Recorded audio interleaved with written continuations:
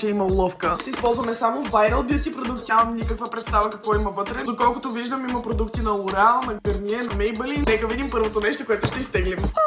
Имаме серум на L'Oreal с хиалуронова киселина.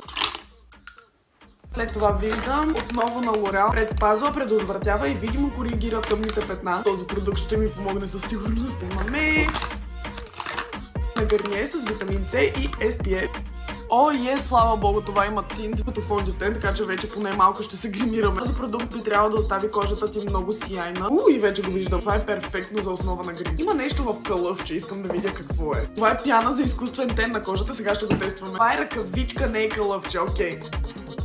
Така ще го тестваме. Видим на края на видеото дали ще съм хванала тен. Продължаваме натам. О, аз имам тази спирала. L'Oreal вече са ми я изпращали тази спирала и знам, че е много добра. Там виждам друга спирала. Sky High на Maybelline, която е мега вайрал. Тя е кафява или лилава, или е някакво бордо. Искам да кажа, че това стана само от един слой. И аз ще сложим още 3. Разбрах защо тази Sky High спирала е толкова вайрал. Продължаваме натам. Имаме Омага, Това е коректора на Maybelline. Буквално само единствено него си купувам. Откакто съм започнала да се гримирам. Години, човек, аз използвам това.